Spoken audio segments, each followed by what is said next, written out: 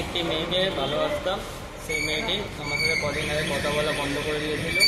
অন্য একটি ছেলের সাথে ঘুরছিল, কথা বলছিল। তো সেই ছেলেটি আমাকে তার ফটো এমনি কথাবার্তা পাঠিয়ে আমাকে বলতো তার নামে আমাকে হিল্লি ওড়াতো, উল্টোপাল্টা তার নামে বলতো আমাকে। তারপর আমি মেয়েটিকে বলেছিলাম যে কেন করলে এরকম, আমার সাথে একবার কথা বলো, না দেখা করে বলো কী হয়েছে।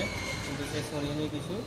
তারপর আমরা কিছুদিন আগে তার বাড়ির সামনে গেছিলাম একটা বাজি ফাটাবার জন্য। কয়েকটা বাজি মিলিয়ে একটা বড় বাজি বানিয়ে তার বাড়ির সামনে ফাটিয়েছিলাম।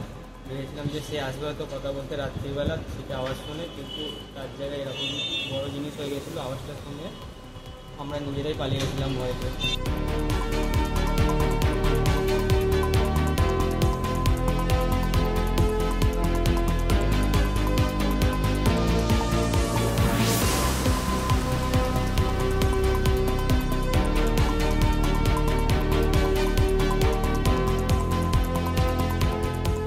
রাত্রির দিকে কেউ এসে ক্র্যাকার বোম আমাদের এই সামনেই আমাদের পাম্পের উল্টো দিকে যে বাড়িটি আছে এই বাড়ির দেয়ালে ক্র্যাকার বোম মেরেছে। এটাই হচ্ছে ঘটনা।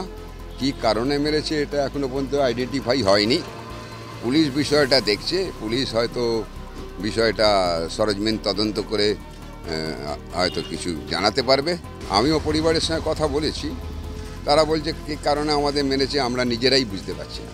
তো কী করে কি বলি, তো ন্যাচারালি এটা পুলিশের ভেরিফিকেশনের উপর নির্ভর করে আমরা বুঝতে পারবো এবং তারাও বুঝতে পারবে যে ঘটনাটা কী। কঠোর শাস্তি পাক, তাদেরকে আইডেন্টিফাই করে খুঁজে বের করা হোক এবং তো তাদের সম্পর্কে আমরা বিস্তারিত জানতে পারবো। বিভিন্ন ধরনের জাতপাতের মানুষরা থাকেন, কিন্তু তাদের মধ্যে কোনো ব্যাড রিলেশন কোনো দিনই আমি দেখিনি।